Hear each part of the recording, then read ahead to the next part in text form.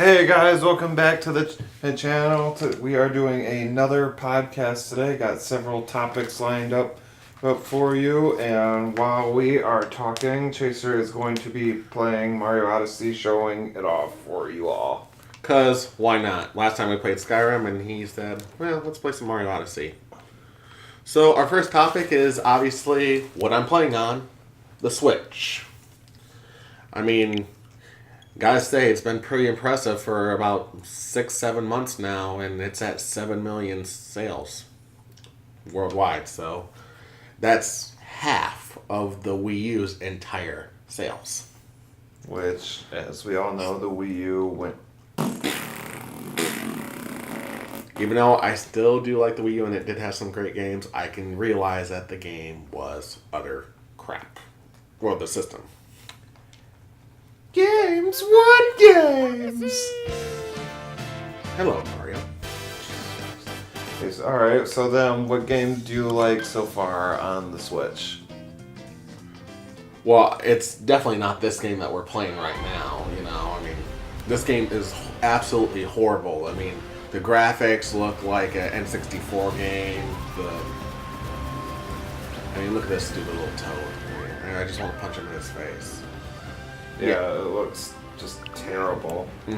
This is absolutely the worst game, and I can't believe so many people are giving it a 10 out of 10. Why? Yeah. What has this game done? Yeah, I kind of looks like a 0 out of 10. Yeah. And if anyone knows me really well enough, no, I'm just bullshitting. This game is actually really fantastic. Truth be told, I don't think this game is probably a 10 out of 10, but it's damn near close. You know, fair enough. I mean, this is probably I've been excited for this game for a long time. Since I've heard the announcement, I had no idea you were excited about it. No, not at all. And then when I got to go to the qualifying round and I got to play the game for 10 minutes, I knew this game, like, oh my god, this got to be good. What he isn't telling you in the, I think, what is it, a week, 2 weeks? Yep. 2 weeks he's had it. I've only seen him play it once. I've been having a little bit of stressful time. I'm not really going to get into that, but... Twice! I played it more, and just usually when you're asleep. Yeah, but I'm always sleeping. Anyways, what can I get? Oh! I might want to get that. So, but, you know, overall, the Switch is obviously being a success. I mean, it's still a little early to say if it's going to be a 100% complete success, like, overall, but it has an amazing start. And the fact that they brought this system out in March, which is probably like the most odd time to do such a thing. It's not a holiday season or anything like that. Yeah, that's kind of the funny part I found with it is, like, all the gaming season is fall, early holiday. I don't say late because by then everything's out already. Right. I mean, that's where the big spending usually is, but... Yeah, usually. Yeah, you know, I mean, it's done really well, but... Oh, absolutely. There's no doubt about that. The Switch, as long as it keeps going and brings out the games and stuff, it's gonna probably be as successful as the Wii. And it kind of makes sense because it'll have a better reputation. It definitely will, yes. And what's kind of interesting, it really feels like it is the Wii because, like, with Zelda, when Zelda came out for the Wii, it was also on the GameCube. So the Wii U and the Switch. So it's kind of interesting. It feels like we're going back to the Wii era. The only difference this time is that they're not really marketing this as a kid system, which is really... Well, not even kid system, but think about how the Wii was more... It was a system you try and sell to your mom, your aunt, your uncle. Yeah, exactly. And this is like, hey, you want to play something on the go? You want to play it on fucking television? No, hey, you can do that now. Yep.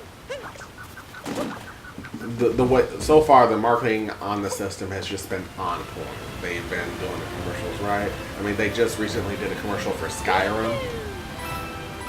So, you know, they've really stepped up their marketing since the Wii. I mean, everyone remembers that classic line from the Wii. It was like, Wii remake today. You know, it was so awkward and weird, but you couldn't help but just love it. It was very cringeworthy, but you couldn't help to love the crap out of it because it was just funny to see. Or just incredibly awkward. Either way, it made the system sound. Alright, so then besides it's all of that, what is some Switch news, whether it's game developers, games, anything? Well, there's some pros and there's some cons. And no, I'm not talking about the damn controllers. Alright, well, let's start with cons. Okay, there's some cons going around, especially with some of the game developers, aka EA and Capcom. So let's first easily get out of the way EA, because I'm guessing probably not too many people are going to be surprised about this. But they're kind of bullshitting the Switch right now. I mean, and Nintendo's been really trying to help market, EA and stuff, especially because they're bringing FIFA, even though I'm sure not too many people really care, but to the people that do, there you go. Well, let's talk about FIFA a little bit for those who don't know. Well, what is the controversy behind FIFA? The controversy about it, they wanted to make a version that was completely a new game engine for the Switch version, so it's definitely going to be different from the PS4, Xbox One, and also PS3 360 version. So what they decided to do is make an engine that would make it 1080p 60 frames per second, but still have most of the functions the size of very few, such as the Journey mode, because they said that the Frostbite engine would work. Even though I still don't 100% believe that, but whatever. You want to try to trust what they're saying. But what makes it really worse now is because of the fact that the game has so many problems. Alright, let's highlight. What are some of these highlighted problems? Well, first, one of the biggest highlighted problems is, even with not just a Journey mode, but a lot of modes are lacking. There's really not a lot to do in the Switch version of the game besides just, play soccer maybe with your friends and stuff. And probably one of the biggest insults to me is the fact that they're like, oh yeah, you can play online, but you'll just be playing with random people. You're not going to play with your friends online. And I'm like, why? So let's go ahead and think about that for a second. People, you can play online with random people, but if I were to have the game and Chaser were to have the game, we're not 3 feet away from each other. We wouldn't be able to play. Oh no, we could do the local. We can do the local where we both have our own Switch where we play like that. Okay, let's make this a little bit simple. If you were at the McDonald's down the road, we would not be able to play. Yeah. We could play Splatoon, we could do Mario Kart and stuff against each other because we can do friends. Sorry, not FIFA. And that would have not taken much time to fix for a left back. Oh god. Okay, so it's like T-Rex. That's so awesome, by the way, right there. Hey, I'm doing there too. But that is just, to me, is ridiculous. They claim that they put so much effort and so much work. I don't see it. And I'm looking, and I looked at the differences between because I'm not going to compare it to the PS4 and Xbox One version because obviously there's no comparison. No, and let's be honest, people. Going into sports games particularly, they don't usually have the most content to begin with. It's really repetitive. It mostly banks on you either really wanting to play like a franchise type mode or online, but even then, the game's cycles about a year and then the next one comes out. So if you're going to make one of these games, you kind of have to put in the full effort, and you can't, EA can't say they're doing full effort when game modes are just missing for no reason. And the fact is, how could they not do this, but NBA 2K18 that came out for the Switch has all the content as the other versions. They did not leave anything out. The only difference between those versions is the game looks a little bit better on the PS4 and Xbox One, and it can do actually 60 frames per second, whereas the Switch version is set to 30 frames per second, which is not a big deal at any means. But they made sure that all the content is there. So there is no excuse why the FIFA is the version that we got. And what puts more insult on this is EA's reaction to this. They're being little bitches because they said, well, we're not going to make any more Switch games for a while. And chances are, I have a feeling that will probably be their only game. I would not be surprised. I don't necessarily agree with that one. I think it's too early to say, but it's not a good start, if anything. No, it's really not. And it's a shame because the Switch is a good system. I mean, and it's been doing well. It's been succeeding very well. It has 2 games that are 10 out of 10s for most people, like most critics out there, which that is pretty damn impressive. Though, even though let's not 100% count Breath of the Wild because of the fact that that game was also on the Wii U. But even so, that's pretty damn impressive. A little bit. So does that cover what you wanted to say about EA? Yep. And then I guess the other one we can talk about is starting to become negative is Capcom. Oh, the joy of Capcom. Capcom, what's going on, guys? You guys have been slipping for years now. Well, they're just making it worse for themselves, let's be truthfully honest here. Because of the fact that, Monster Hunter, everyone's getting excited for the Monster Hunter World that's coming out, and the game looks good. No denying that. The game does look good. It was coming out for PS4 and Xbox One. Which, yes, to those watching, I will be getting it for the Xbox. Of course. But, Monster Hunter, wait a second, isn't that really popular on Nintendo platforms? Wii U even, and, Well, of course, I'm sure it's very popular in Japan. It sells very well in the US as well. No, I'm not disagreeing with you, I'm just saying. Oh, yeah. So, what about Monster Hunter World on the Switch? That'd be a great idea. But Capcom says, no. What we'll do for the Switch version is we'll give you the 3DS version, the Double X. Okay, that's kind of cool, I guess. We'll get that. That's cool. But wait, there's more. You can only get it in Japan. Really? Yeah. Why? What makes any kind of reason that it has to be only in Japan? What reason? None that we've Not a damn reason why. The game is successful all around and stuff. And if you're going to even put it on the Xbox hasn't had a Monster Hunter game before that I remember from any kind necessary. So, but it's nice that they're finally getting one, no doubt there. But you're not even going to put it on the system that it's most popular for. This is pretty much like the Wii U shit all over again, even though it was a bad system, but still, there's still some dumb moves by third-party developers. Like Resident Evil Revelations, for example. Another Capcom game, and both of them are coming to the Switch later this month, which we'll go into a little bit more detail on what's coming soon. But the fact is, they didn't even bring it out for the second game. The second game didn't even come out to the Wii U or the 3DS. And what's more insulting to that, because it made its money from the 3DS version. The 3DS version was the reason why Revelations was so successful. And then they're like, well, we'll put it on all the platforms except for Nintendo, the one that made the money. If that's not a good enough example for you, what about the Disney Afternoon Collection? That's an easy thing that could go on a Switch. Don't try to tell me graphics have nothing to do with that game. Graphics have nothing to do with that game. Thank you. So... You're welcome. So why? Why couldn't that game on there? That game is just NES with a few little extras in there. Why couldn't it have been on the Switch?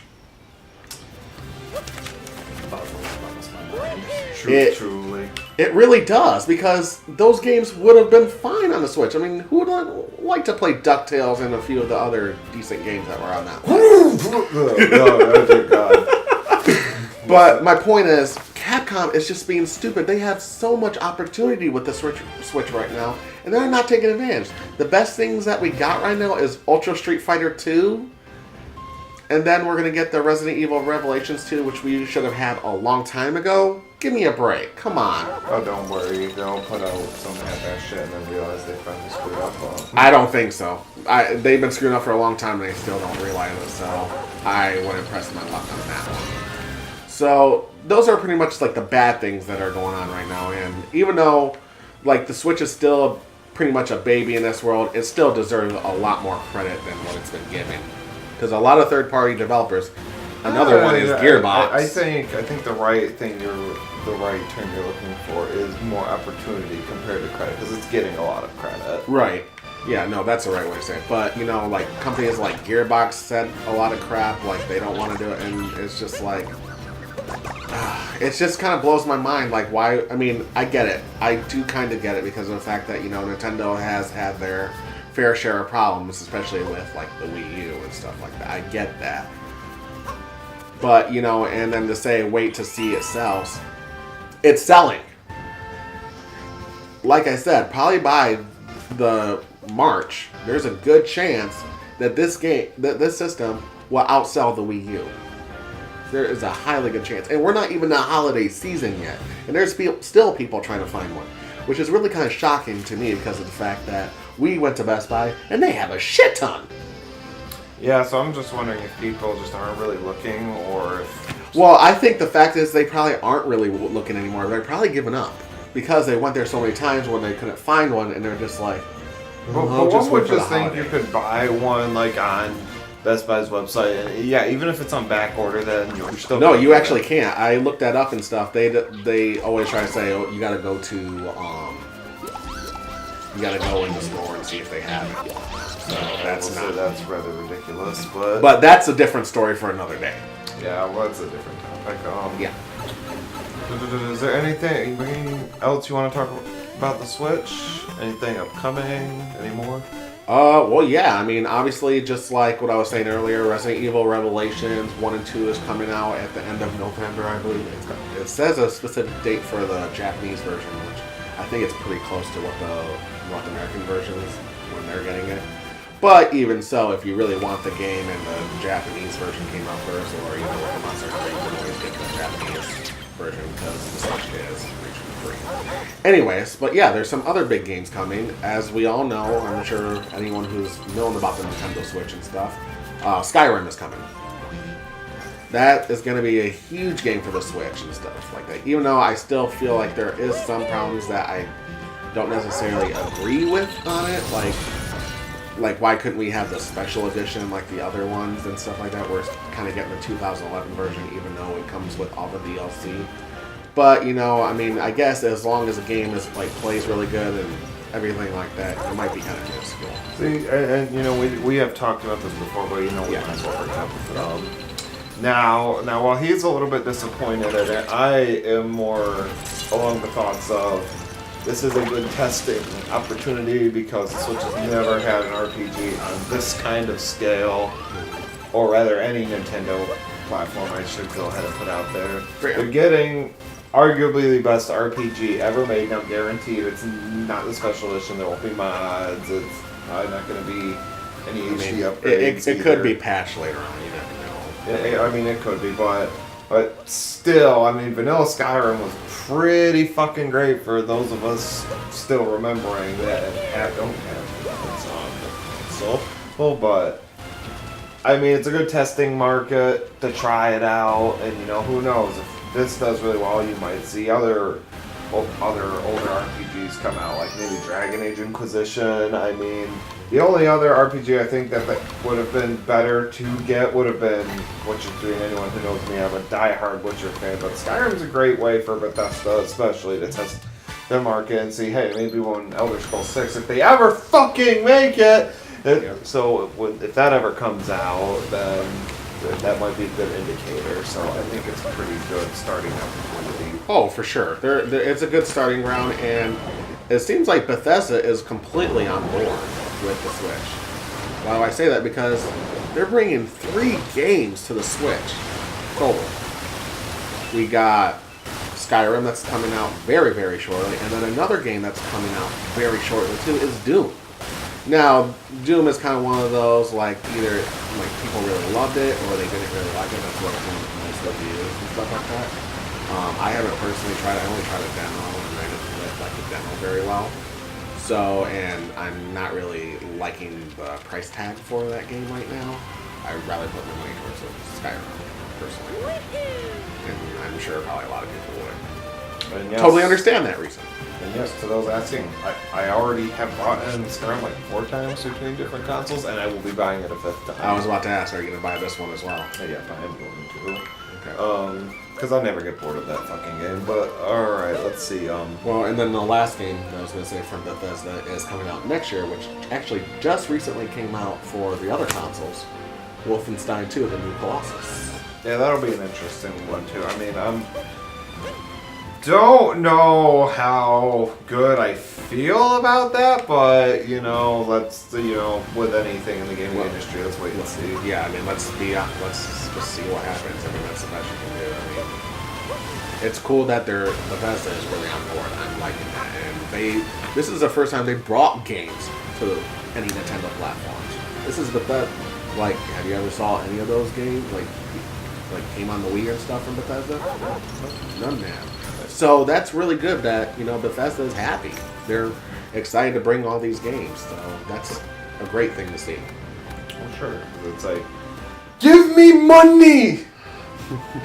I like money. You like that video I showed you? Yeah, pretty much. Alright, so I think that will just do it for Switch topic. Let's move on to topic 2.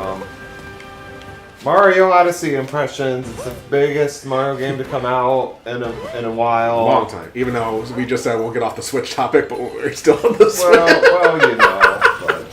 Well, but yeah, I get what you're saying. It's funny. Biggest Mario game to come out in a while. I haven't played it yet. I will plan on playing it a little bit in the next couple days, so it's ready for not the next podcast, but the podcast after. Yeah. Because everyone's been pretty much doing a review and stuff like that, we'll probably not really necessarily do one. We'll just probably talk about it in the podcast and do we feel like it's above the hype or if it doesn't deserve the hype or whatever the case is. Personally, I feel like it's well worth it. We'll definitely go into detail on that later. But so far, I'm enjoying the hell out of it. I mean, it's creative as hell. The fact that you can take control of anything, like you saw earlier, I took control of a damn T-Rex. That is freaking awesome. I don't care what people say. Being the T-Rex, that was just the coolest thing ever. And there's just so much that you can do in this game. And the game looks good. No, it's not the damn 4K and whatnot, but from actually a lot from I heard. Foreshadowing, buddy. Yep. From what I've heard, a lot of people who have this game and play it on the 4K think it looks great. So that's a positive thing. So at least it looks good. The part for it, even though it's not technically 4K. So that's a good thing. Alright, anything else you want to talk about Mario? Impressions, like gameplay-wise, blah, blah, blah? Let's see. Gameplay-wise, I mean, it really goes back to probably more Mario Sunshine, I think. Mario Sunshine! That's right. And... Fuck you, John. No, I don't think he was in that one. Oh, yes, our hate for JonTron. Okay, let's really stay on topic, though, but...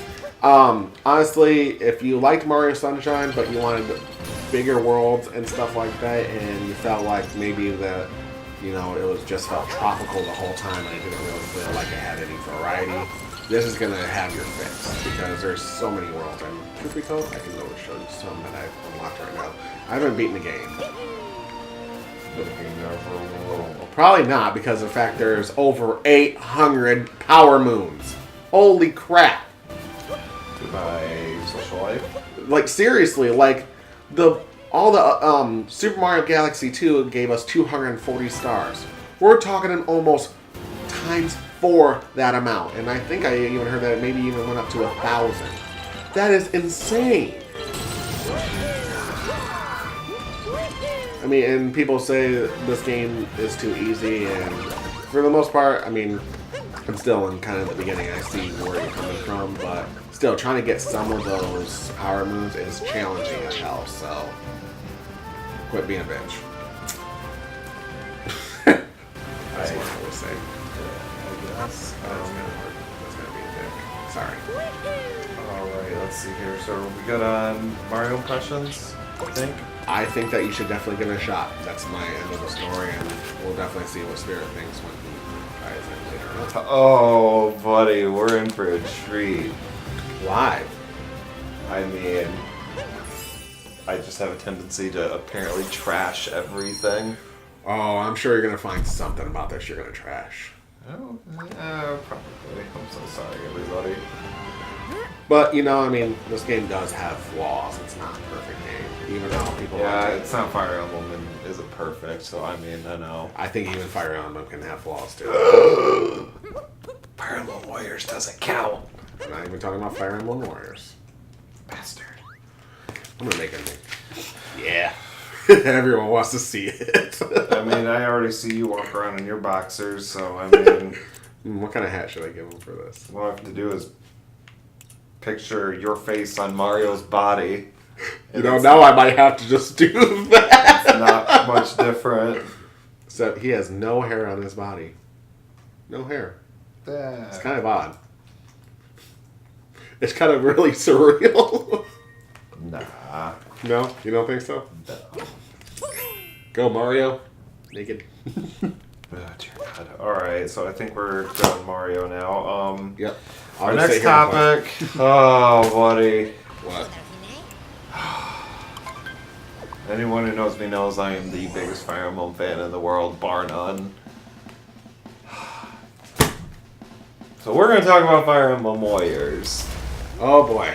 This one is going to be a really interesting topic for us because we actually both pretty much agree on it. Yeah, we both agree on it essentially, but we have very different scores. Yeah, see, I think more of the mindset of being in school, so when I hear like a 50%, which he thinks that's actually not bad, I'm always in that mindset. If I got 50% in high school, that's just horrible. You know, so I always have that kind of mindset. I think in terms of, I guess, percentage, I guess is the right way to put it. So like 50% or 5 out of 10 to me is a average. Mm-hmm. There's nothing exceptionally great. There's nothing exceptionally bad about it too. I see your point. And now this isn't a full-on review. Maybe in the next podcast or two, I'll actually do like a mini review for it. I don't know. We're still trying to decide if we actually want to do reviews. I mean, it was something that I do want to do, but I don't know. Well, maybe we can just make those part of podcasts and just do like a timestamp for it. Yeah, that could be good. So, I mean, goddamn, those episodes are going to be long, but that's fine. Oh, Jesus. Well, but usually reviews are kind of long anyways. Yep. Rolling in. So, here's the deal, everybody. Fire Emblem Warriors gathers mostly the main characters of Conquest, Birthright, Awakening, and a couple others, but we haven't gotten that far in the story. I just know just by looking at the cover and the back what games they're off of, but I'm not going to spoil that for Chase anyway. Please don't. So, it gets the three main it gets mostly the main characters off those games, so like for, you know, names to throw out there, they have Chrom, Lissa, Owen, Lucina, and Robin, and there's a couple others, but we haven't gotten that far. For Awakening, and then for Birthright, there's Ryoma, Hinoka, Sakura, Takumi, Conquest, Camilla, Elise. That's my favorite. You know, a few others. Once again, the biggest gripe I think I have now I know this is not a real complaint because it's a fucking Dynasty Warriors clone, and so they aren't going to have all the cast, but I would have liked a much bigger cast. I would have liked at least 30 more characters, because here's the thing, I can pick out 30 interesting characters in Birthright alone. That's not even counting the other games. Jesus, yeah. That's kind of creepy. Think about how your entire life has been spent getting jumped on by a plumber. Anyway. And now you're getting controlled by one. This is kind of surreal. Anyways, continue. Great. So, I guess I'll do mini topics. Cast isn't big enough for me. A lot of the characters, with exceptions of a few, feel like they play the exact same. The game does look good. Yeah. And I'm speaking of the game looks good. It's really nice that they did something that I haven't really seen before. The fact that they allow you to go ahead and choose if you want performance or quality. So if you want 1080p and 10 or 30 frames per second, there you go. If you want 720p and get the full 60 frames per second, you get your choice. I love that feature. I think that more games should give you that option, personally. Yeah, probably. I mean, me, I don't think it's the biggest deal in the world because I'm always going to go for performance over anything. Me too. But I think it is nice that they gave you that. Which, I mean, I guess if you're one of those people that, Damn, Billy, you're strong. You you can take put down a a little little emphasis on this, really care about how your game looks, then this is probably the way to go. Yeah. But I guess moving on to the next part of it. The game looks good. They do make the characters look really good for updated console. The maps aren't interesting, I will say. They're really bland. It's typical Dynasty Warriors clone bullshit that didn't do anything super good. But the two new main characters, I can't remember one of their names. That's how, I guess, how bad they are. They're not memorable whatsoever. No, it's Rowan, who's the least memorable out of the two. I just remember because he has an easy name. And the other girl, I feel like with the two main characters in this one, they had the opportunity to be very interesting, but they had the unfortunate circumstance of being in a game that's not gonna explore it. So I will say Nintendo, put these two main characters in a real Fire Emblem game, because I would be very interested to have them as main protagonists in a real game. Oh, shit. The music is okay, but This was an interesting one for me for music because of the fact that they didn't use typical Dynasty Warriors style in this one. They actually did more of an orchestra type instead of that more hard rock that Dynasty Warriors is really known for, especially in Hyrule Warriors. well, they did remix, for those who don't know, some of the songs from the original games, which I do appreciate. I would have preferred them just to use the original version, but maybe that's just because I'm old school Fire Emblem. Yeah, I understand.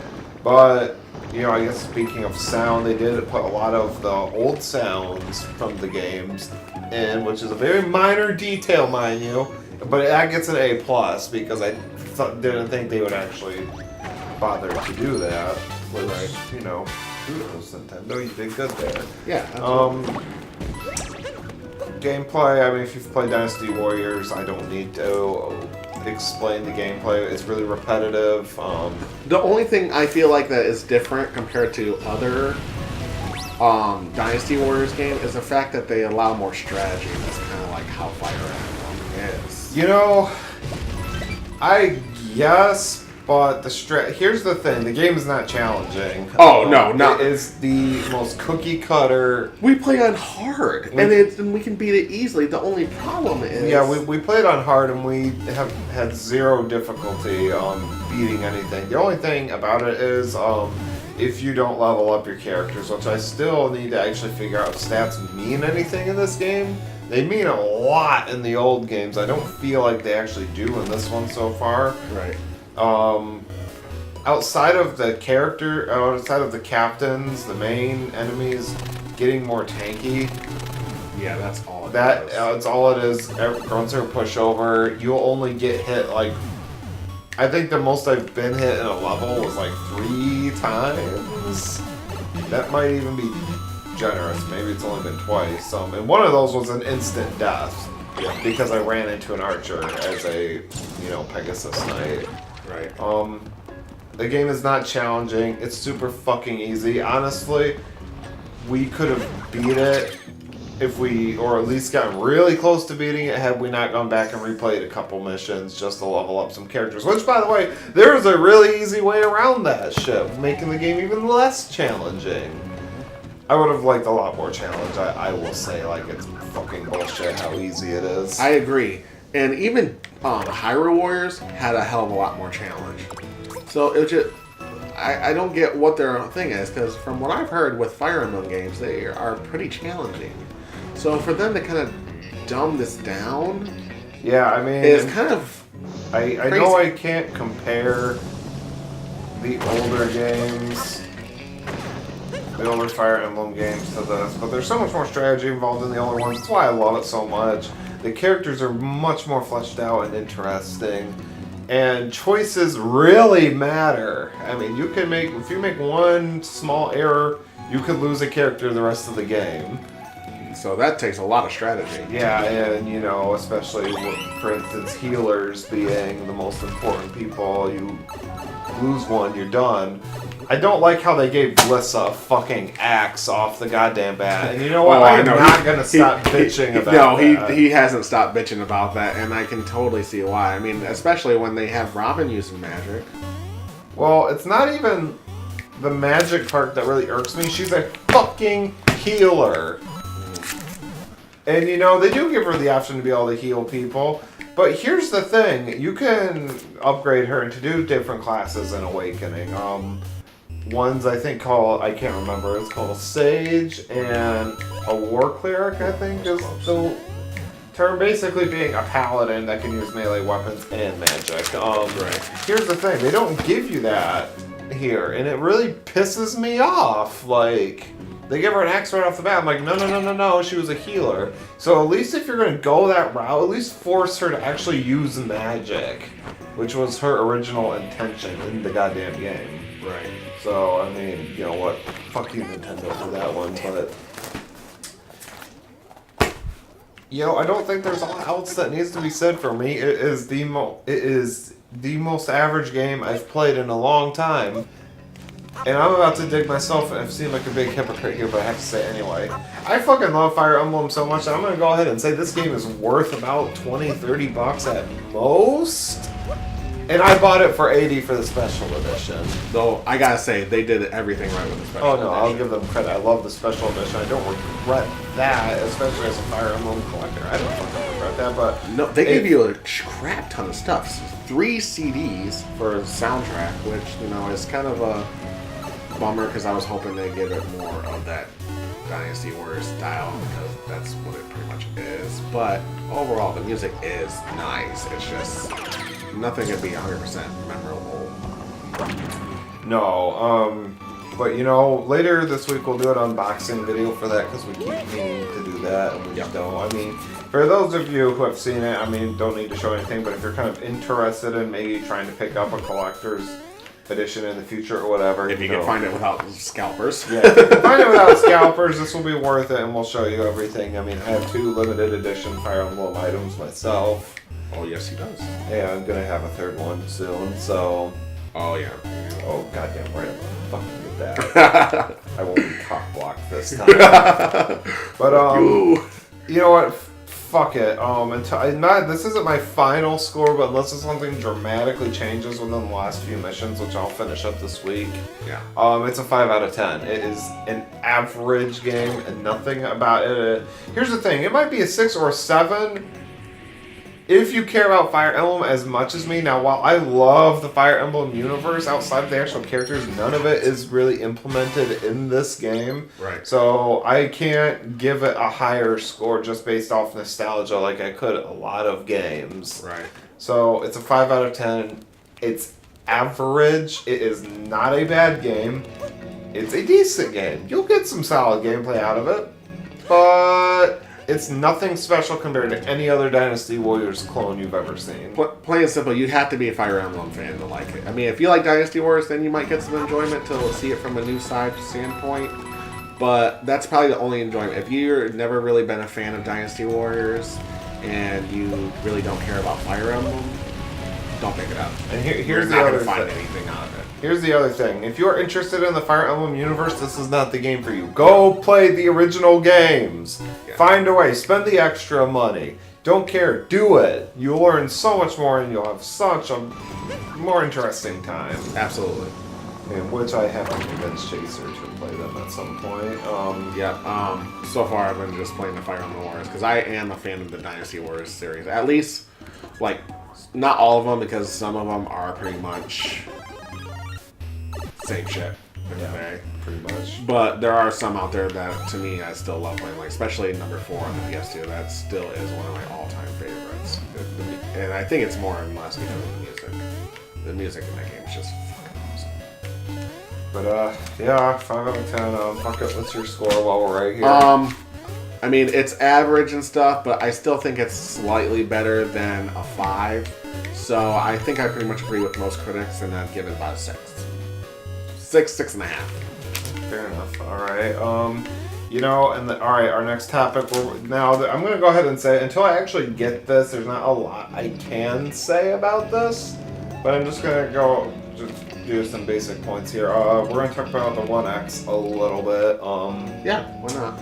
Since we didn't do an E3 video, we should at some point anyway. Oh yeah, we should. But here's the thing with the One X. When people say it's basically just a reboot system, and I'm not gonna lie, it kind of is in a way. Kind of. But let's be real. Every fucking console up to this point has done something like that. Whether it's been PS4 Pro. Yeah, PS4 Pro. The Scorpio, blah blah blah. Yeah, I mean all. Oh, you little bitch. Where it's they're just upgrading. Parts, engine, blah blah blah. And to me, it's like, what's wrong with that? This is like much like how the Switch has borrowed its idea from the PSP and took away from its mistakes and refined it to a better system. That's what the One X is doing. It's like the Switch. It's taking that next little baby step in gaming. Okay, and here's what my personal opinion on this matter, and we kind of did have a conversation about this, and I think we both see each other's side on this one. The reason I feel like that the Xbox One X is kind of not necessarily a fail by a chance, but well, we can't say even. I mean, yeah, it's not even. You can't even say it's a fail because it is literally just getting released. Right. But I feel like it was kind of a disappointment when it finally got announced because of the fact, for me, how to say this? I feel like they made it more hype than it really was. Like, when we heard about it, and I guess that's kind of my fault at the same time, because when you kind of overhype yourself, that shit can happen. Well, see, here's the thing. To that point, that is complete. As a company, you are supposed to overhype your system. You're supposed to give it that marketing. Anything after is completely up to the consumers. Right. So I can certainly sit here and say this now. Guaranteed, we are 7 months in with the Switch, and we can say it's doing well. It has a couple good games. There's not a lot of else to it, but I could sit here and say the Switch has been overhyped, blah blah blah. Oh sure. But you can't really say anything was overhyped until it's been here for a minute, and that's a fair point. I mean, like I said, it just. When they talked about it and I looked at all the specs towards it and stuff, and it does have some impressive features, but then it also has some disappointing stuff.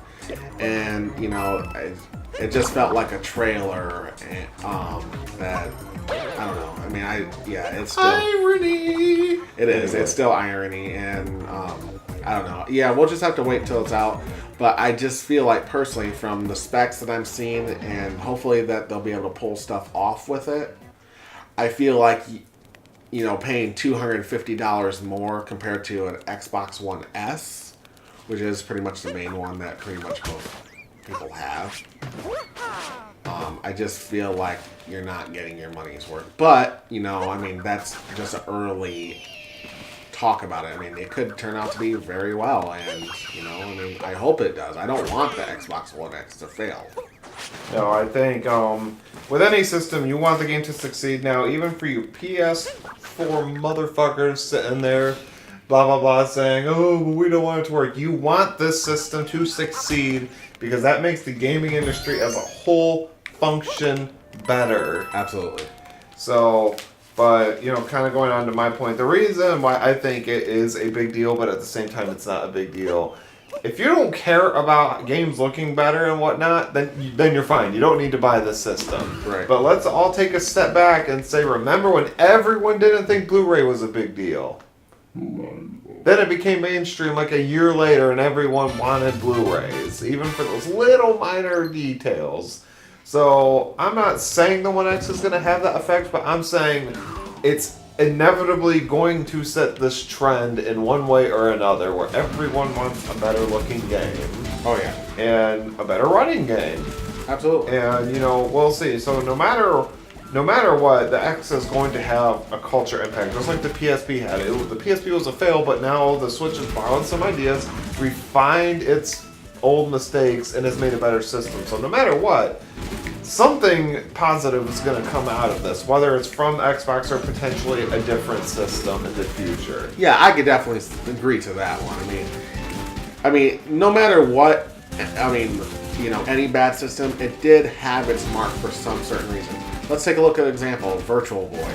That thing was a complete failure. Probably the biggest failure in Nintendo's history. But, how are they going to know if it was going to succeed or not unless they tried? That's the truth of it. It was a great idea on the book. Having virtual reality and stuff, and have it at your house and stuff. That was a cool concept. It was just way early of its time, and it just wasn't implemented properly. So, and look at it now. People are getting VR and stuff like that. So, who knows if that jump would have been made if Nintendo didn't do it or something like that. It's always like that kind of stuff. So, no matter what you say, whether a system is a failure or not, it does have its place in history. Yeah, no matter what. So, all I'm going to sit here and say, people, is, you know what? Let's wait and see. Yep, absolutely. Let's wait and see what it's got. Once I actually get the system, which will probably be after tax time, comes in for us Americans, Yep. I will probably try and get it then. Instead, I went and got a Switch first.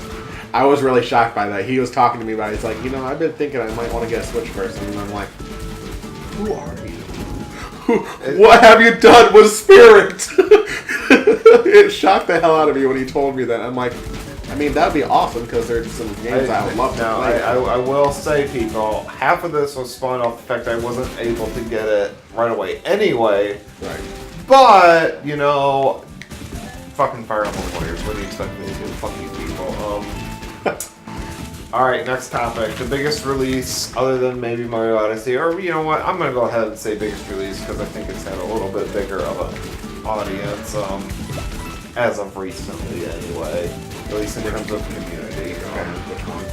You already know what it is because I'm gonna bitch about it for 10 fucking minutes. Oh, I know where this is going. See, as soon as he said that, I knew exactly what the fuck he was talking about. Let's go and talk about it. Let's do it. We're gonna fucking do this. We should have saved that first and did the bad first. And then, but anyways, okay. Moving on to. Alright, people, topic 5. Oh, Jesus. Dun, dun, dun, dun, dun, dun. Okay, I'm just gonna go ahead and lead it off with I'm done with this fucking franchise. I am done with Destiny 2. I am absolutely done with this game. And the more and more I think about it, the more and more I get angry about this game. Here's the thing. I'm going to go ahead and hit off a couple nail points. The game feels almost exactly the same as Destiny 1. The story isn't anywhere near as good as what everyone's saying. And here's the thing. A lot of people are going to go ahead and say that the first hour of Destiny 2 has more story than Destiny 1. And you know what? You wouldn't be wrong, but that's still comparing dog shit to cat shit. At the end of the day, it's still shit. There's a bunch of... The villain Gaul is the most odd-looking villain ever. He's supposed to be this big threat, but you look at Gaul's character design right now. We're going to have to probably put up a picture. Nah, you know what? Fuck it. You can look it up yourself. Look up a picture of Gaul. Compare him to any of the big bosses from Destiny 1 and tell me he looks scarier. He's supposed to have done the biggest fucking thing ever in the universe up to this point. I can't take him seriously. He looks like a shaved hamster. They spent way too much money, trying to animate his eyebrow movements or lack thereof. Nothing really interesting has happened. The loot system is pretty much exactly the same. They took a couple of things away from Destiny 2 that they had in 1 that are curious, like weapon upgrades. You get them, if there are any, on the gun instantly instead of earning them over time using a gun, which I actually liked in Destiny 1. I thought it gave you incentive to actually use a weapon more, But in this one, nah, fuck that. And you know what? It makes sense in this one because you can't get attached to weapons or gear in general. All you're looking at is for a number. The moment you come across something, a better weapon, you're gonna fucking take it, even if you hate it. I can agree to this because, or I can attest to this because I had to use a hand cannon for like 2 straight fucking weeks compared to an automatic rifle or even a goddamn burst rifle. Or a sniper! I had to use a goddamn magnum, basically. The story's way too easy. You can beat it in about 7-8 hours, and I did it in I think about 9, doing pretty much every side mission up to the last planet. Nothing really gets explained. The characters are boring as hell. Your character says absolutely nothing. And here's the thing, if you are okay with the silent protagonist, that's fine, but then why does your ghost talk? And you know what, your character might as well talk, but nope, they're boring. The characters are boring. The missions designs have gotten better, it's not just constant horde mode, I will give it credit there. But the side missions aren't interesting in the slightest. Even if they are different, that doesn't make them necessarily good or interesting, it just makes them different. Right. I will say the voice actor for Cade, who I can't remember off the top of my head. I want to say it's Nathan Fillion, but maybe it's someone different. Great job with Cade, by the way. The most interesting character that universe has. I will say it was very well marketed too, because he was in like every commercial. Oh my god. The biggest problem I have with Destiny, outside of rather just repetitive, boring gameplay, you already know how much I value this lore. Yep. Now, from what I've heard, the lore behind Destiny is very interesting. Here's the thing. It's not in the fucking game! You have to look it up. No, here, actually, let me go ahead and reword this a little bit. If the next sentence is, but on the wiki, in the grimoire, no, sorry, fuck off. That is not in the actual game. If I have to pause my game, get on my computer, look it up on a website, it doesn't count as lore or in the story. It is on a different, what's the right word? A different library or something. I don't know what you would say, but a different source. It's not in the actual game of which you are supposed to be immersed in. There's nothing there. And no, I am not going to go out of my way to look up the lore. There should be a codex in the game. Sorry, if Gears of War had one, if fucking Mass Effect had one, numerous other games have one, why doesn't Destiny? I can't imagine it would have been that difficult to do. Right. No, I haven't played the raid, but here's the thing. If I have to spend 6-7 hours on a goddamn raid, I already don't want to have to do it. Especially because in that time, you could just spam public events, which no, I don't want to do either. You're doing better gear that way. The public events are boring, uninteresting. Just, ugh. The biggest problem I have with the game is everyone's going to make fun of me for this one, but I don't care. The game emphasizes way too much on being in a group. And you know what? Being in a group is more fun with any game. A lot of my friends don't play Destiny. So if I'm playing it, if I'm not with a group outside of one buddy of mine, Caleb, do like playing with him. Outside of when he's on, which we have different work schedules, so we can't always play at the same time. Or if we do, it's not very long. Outside of him, the game emphasizes so much on being with a group that it makes things just not fun, like, or a little overly challenging, which isn't saying much. But why did I do that? I don't know. They need to make the game more single-player friendly. I don't like comparing every loot-based game to Borderlands, but take a lesson from Borderlands. You know, that game didn't require you to be in a group all the time. There were some hard fucking bosses in that game. You could still do it by yourself. Why can't I do some of this stuff solo? Absolutely. Or have a better searching system. Like, did you know, Chase, that if you play this particular game mode called Nightfall, that there's a guided game mode, so you play with people, whatever. You're supposed to have your mic in. I don't always want to have my fucking mic in to be able to play it. Right. So why, in that case, can't they make a separate search engine of just random people? Like you. Wouldn't that make more sense? Absolutely. But no, Bungie doesn't do that. You know, the first time I was thinking this was all Activision's fault in the first game, which a lot of it was, I think, with a lot of internal turmoil as the information is out now. If you're interested, look it up yourself. I'm not going to sit here and explain it. Maybe in a later podcast where I will spend a whole episode talking about the problems of what went wrong with Destiny.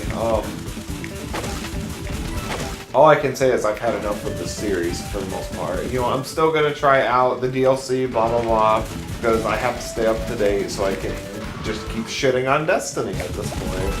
See, that gets really sad when you have to buy a game so that you get to shit on it. Yeah, and here's the worst part, too. It doesn't even feel like a new game. This feels like a more expensive expansion. I use that term so lightly with this because the gameplay is just recycled. And I know you might not care about this, but I fucking care. Did you know in several areas in Destiny 2 they just straight up reuse they use unused assets from the first game? That's lazy to me. That is pretty lazy. That's fucking garbage. Now, positives with Destiny. Is there any? Yes! I'm just joking. Bungie's art design. Oh, yeah. Their art team is one of the best the gaming industry has. Yeah, I took a look at Destiny 2 when he was playing a little bit. I'm like, I can't deny this game looks fucking great. amazing. And Chase knows, I was yelling at him to come look at the water in some areas. Look at the fucking water, Chaser! And it's amazing what, if you even look at this game, the water in there looks really different. Damn, Destiny 2 is just like... But the art team in Destiny did a fantastic job. 10 out of 10, guys. You deserve every penny you get, and hopefully more, because you guys fucking carried that game. Oh, for sure. All the planets are very interesting. Nothing outside of a few areas which I'm really gonna fucking bitch about. Just straight up reuse or use unused assets from Destiny 1. Right. Just, gross. The creatures look exact. Wait, I'm going back to negatives. I need to take a step back. Yeah, come on. I know it's hard, but try to come up with some positives. Gameplay is fantastic. I will give it that. Destiny's 1 gameplay was pretty great. Now, when I say gameplay, I mean more gunplay. The combat, the actual combat, is good. It's fantastic. You know, when you got a team like Bungie and stuff, who revolutionized shooters with Halo and online shooters as we know with Halo 2. Come on. If they didn't have the gunplay right, that's we have some serious issues. Yeah, some big problems. Combat's great. It feels very familiar to the Halo old guard. A lot of people are playing Odyssey right now. So, that's a positive. The score's fantastic. The music's fucking amazing. Mm-hmm. There are several pieces I'm going to have Chaser listen to this week. And I'll give you my opinion in the next podcast. Yeah, it's beautiful. I can't complain about that. I do wish they had the old composer who was fired for some reason that I can't. Oh, I heard something about that. Yeah, that goes back to the whole internal turmoil, which, fuck it, we should make a podcast about one of these days. Talk about that. But I would have preferred him. I think his name was Martin O'Donnell. I can't. Yes, it was Martin O'Donnell because he did the score for the old Halos. Yes. Yeah. So. And there's one song I really love from Halo. Yeah, I think the new guys might be selling free. I don't. I think you're right. I think I remember that name popping up. I think you're right. I don't quite remember, but it's very good. Take a listen to it. I do want the soundtrack now, and they improved the soundtrack from the last one in this sense, where it doesn't feel outpaced all the goddamn time. Right. So, I need to take a drink here. I'm running myself dry. Yeah, I know. Fuck Destiny. I'm sorry, I'm probably not going to say much about Destiny because I haven't really played it, and I don't want to just kind of do what everyone else has said and stuff. I kind of want to have my own opinion, and it's just hard for me to get into shooters, unfortunately. I think that once Nope. Fun fact, people, I traded it in for Assassin's Creed. I'm fucking free until I play it in the expansion. But I don't know. At least Peter Dinklebot's not in this game anymore. Dinklebots. I'll tell you about that later. Alright. One thing I want in the next game, people, or somewhere in the near future for Destiny. I don't care if I'm straight up ripping this off from I Hate Everything. By the way, I'm a big fan if you ever saw this. I want fucking moth people too, damn it. Glorious beasts. I just want a whole new... I just want new enemies. They straight up reuse enemies from the last game too. There's nothing new. Yeah, boring as shit. Yeah. So, overall Destiny, I'm gonna give it a 5 out of 10. But you talk so much more shit about this game than Fire Emblem Warriors. Yeah, but the thing with Destiny is it's not an actual bad game. It's just average, and they just reuse a lot of shit. Also, I think there's some... The problem, I think, is the reason why you gave it the same score, too, is also because Fire Emblem Warriors, you kind of know what you're getting into, and you kind of, like... You're going to... If you know Dynasty Warriors and Fire Emblem, you're going to get what you're going to get, you know? With Destiny, you were expecting, you know... I don't think there was expecting a lot from Fire Emblem Warriors as there was Destiny 2. Because a lot of people... liked some great aspects of Destiny, but there was some huge problems. And so I think there was a lot more hype for this one. And so I think that here's the thing too. I am one of the biggest Bungie fans I know. Oh yeah.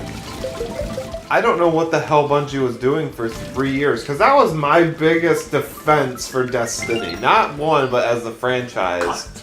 I was like, because they released expansions that were just not very good, and everyone liked to say they were very good. They were very overrated for the most part.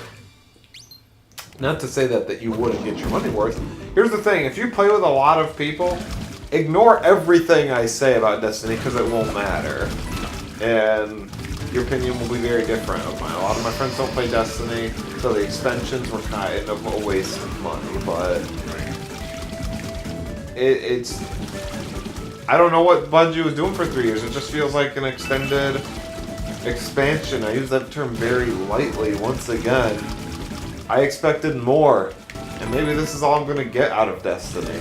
All I know is if they make the third one, and I'm not going to buy the third one upon release like I did with Destiny 1 and 2. I'm going to wait, and if it's mostly the same shit, there's no hope for Bungie anymore. Like, and that would be very sad to see one of the gaming industry's most legendary game studios just go shit like this. At that point, I don't think you can I don't think you can blame it on Activision either. Like, something's not going on with Destiny. I agree. So, it's a 5 out of 10. It's average. It doesn't do anything exceptional. Don't give me... oh, yeah, one minor point. And then I'm done with this fucking game forever. No, I'm not, but... No, you're never going to be done. Never. For those... complaining about the exotics, or rather how the exotic situation is better. No, it's not. You get exotics, which exotics are super rare weapons. Okay. You get duplicates of exotics all the time. It's not fun. It's not worth it. Fix it. I would rather have a really small chance to get an exotic, but it be different than the same one over and over and over again. Mm-hmm. That's not fun. That's not interesting. No, not at all. That's just gonna piss you off to no end. Absolutely. Jesus Christ. Alright, before I get any more angry, 5 out of 10. It's mediocre. Pretty much Splatoon, but I mean that kind of goes in the same regard, but Destiny 1.5, that's what I like to call it. Yeah.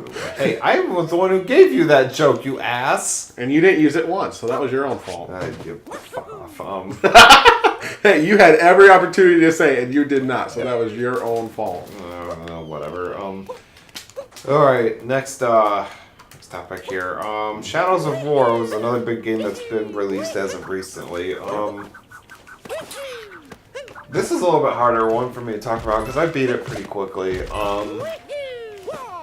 It's a lot like the first one. The story to me is better. They do a great job with the artwork once again. It really feels like you're in Middle Earth running around with a bit of Batman Assassin's Creed elements, which, great job, by the way.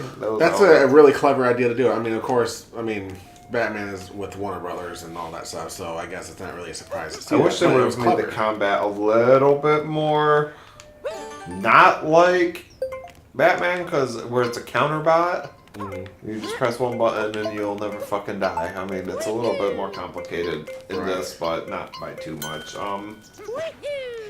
If you're a fan of the first one, you're gonna love this game. Like I said, I'm not gonna go into great detail about it because I'm gonna have to replay some parts of it. Right. But score's good, or not score? Yeah, score. The music's good. Art's fantastic. There's actual codexes and for the lore. That's Torn Destiny. Anyway. It's a bit of a grind fest, but you know what? If you like your grinding games, this game will be fucking perfect for you. And the new characters are very interesting for the most part. To those complaining about the microtransactions in this one, do they give you an unfair advantage if you want to go through them? Yes. Here's the thing. You can get earnable loot boxes through your own gameplay and get them. So does it really make that big of a difference? I mean, I guess if you want to beat the game in like 2 hours, sure, but if you want to actually take your time and whatnot, this is not a pay-to-win game. You Right. can perfectly well take your time grinding. Well, there's nothing wrong with that. Games should be more grindable, but that's really all I have to say about it right now. I'll have to refresh my memory on it a little bit to talk about it more. Waters never really It's 7 out of 10. It's above average. It's not a great game. It's if I had to put a price value wise right now, I don't think it's worth buying right out the gate. I would say at a base value, it's probably around the $40 range.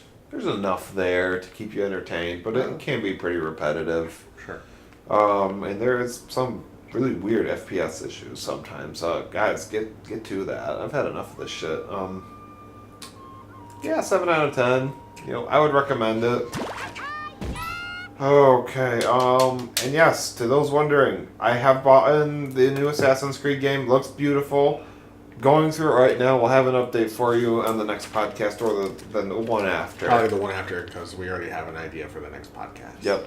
So the one after. Alright, so that's...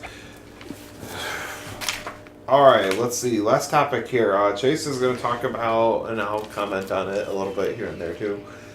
Is the DS going to be in decline with the Switch out? And there were several other details you mentioned earlier, which I cannot remember now. I unfortunately can't either, but we'll just... Wait, that's right. Pokemon game. That's right. Oh, that's right. That's the other example I was going to talk. I feel like, people are still buying the 3DS, or now I guess the 2DS is becoming a little bit more popular. I have the 3DS. You do. And you got the Galaxy one, which is a really cool version of it. But I feel I'm like... about to spend $500 between 2 different DSs. Oh, sorry. I was playing... Fire Emblem, why you make special editions? I'm still trying to decide if I want to get that Super Nintendo version, because that version just looks fucking awesome. But anyways, the point is... So, yeah, this got me thinking. There was an announcement that was just talked about, whereas Pokemon is going to start declining from the 3DS, and it looks like it's going to move towards the Switch. Now, that does sound good on a piece of paper and stuff, because, we haven't had a full-fledged Pokemon RPG game come out for console. A lot of them were all kind of like spin-off type things and more like Pokemon Stadium type things. So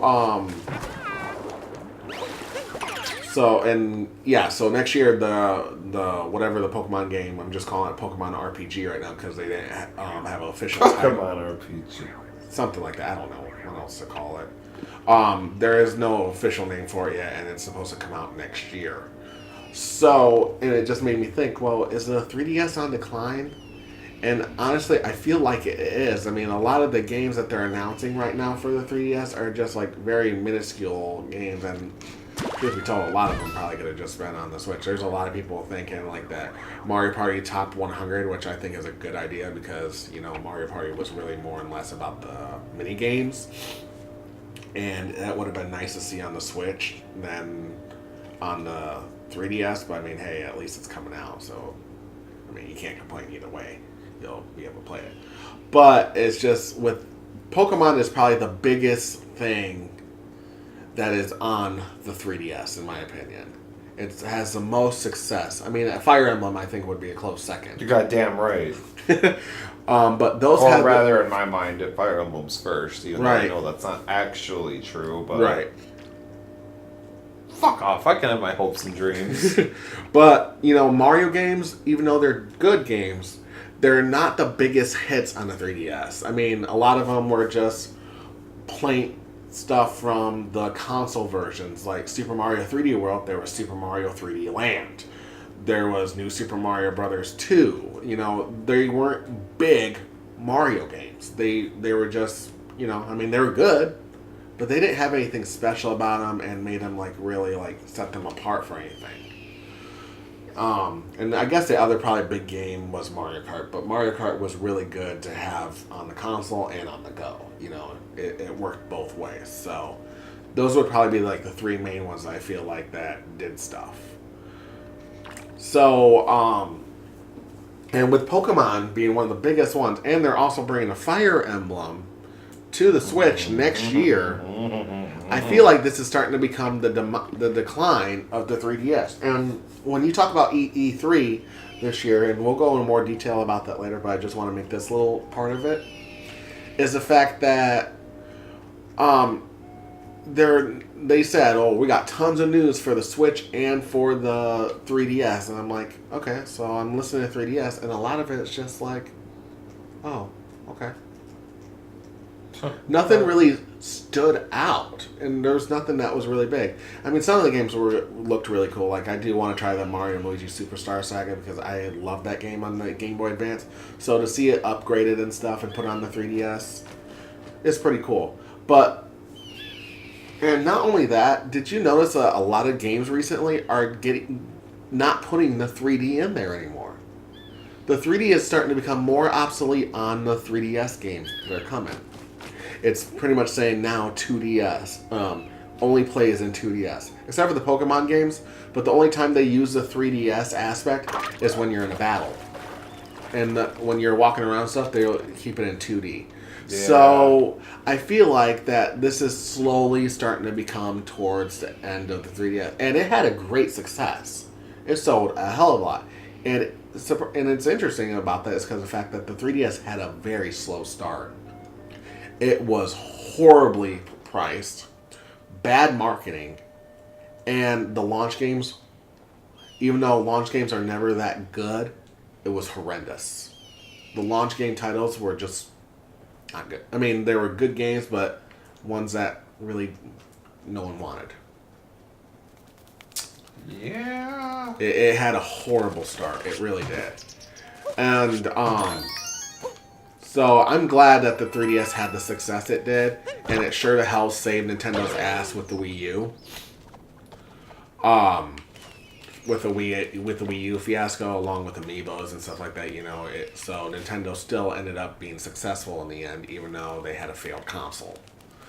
So, and now with the fact that the Switch is really a hybrid and stuff, and Nintendo says that they're not giving up on the 3DS, well, look what they said about the Wii U. We're not giving up on the Wii U. They did. Eventually, a system's going to have to come to the end. And the 3DS did have its lows, but it has amazing highs, and I don't think that you're going to get any better games on there anymore. Because people are going to want to have their games look better and stuff, because the 3DS is only in 240p. It's a very tiny screen, as you can see, even with the XL screen. Mm-hmm. And people want better looking games. And I'm not no graphics whore by any means. I could care less about the 4K. I really could.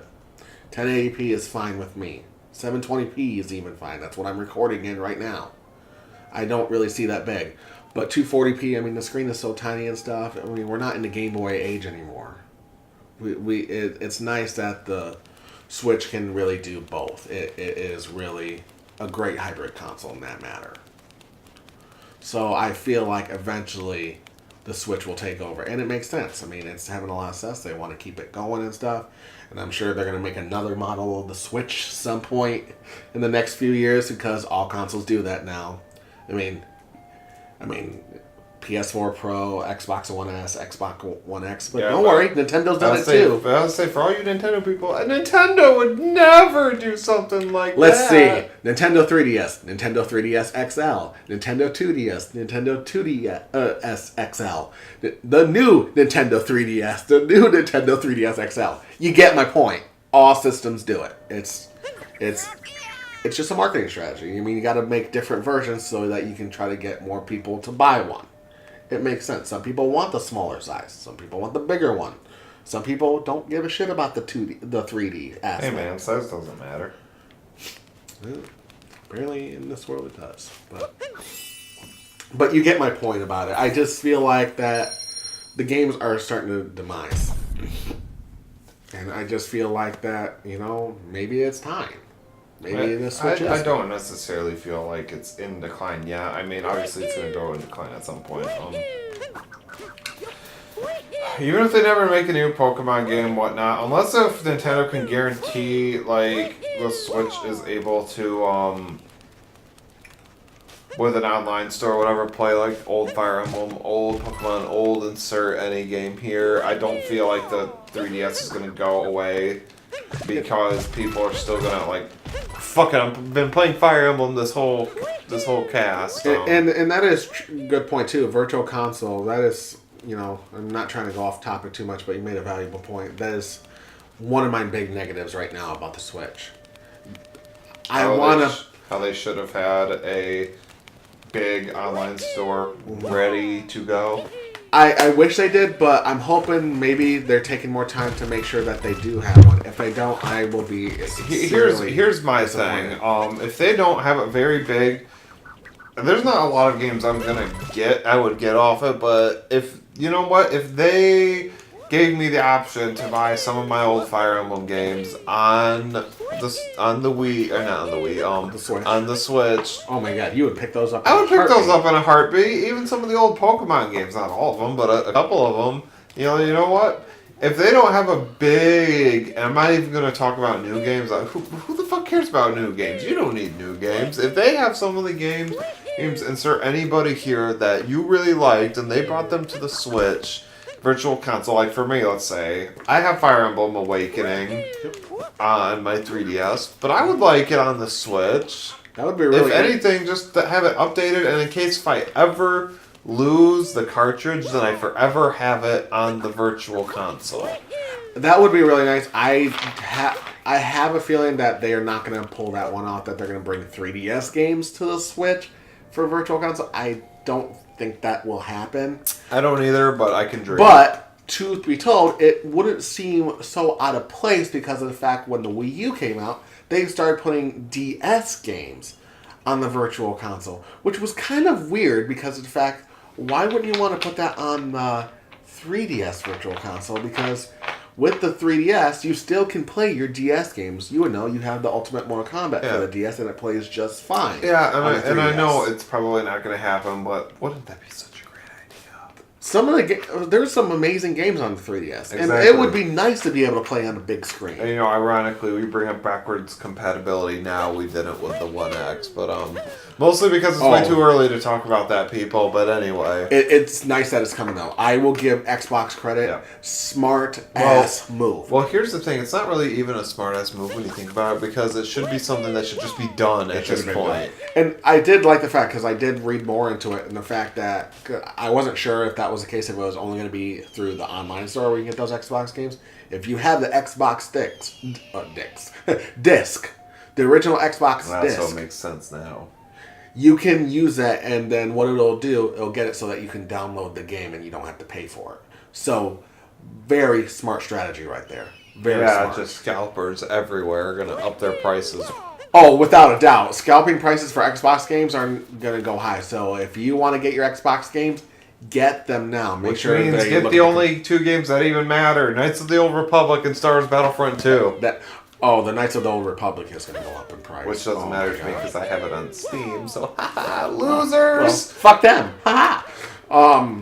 But so I think it is early to tell, but it's a nice idea, and I'd like to see it. I was never a big fan of like a lot of games on the Xbox, but I know a lot of people are, and there are some games I did enjoy playing. My only biggest problem with the Xbox, the original, was the controller.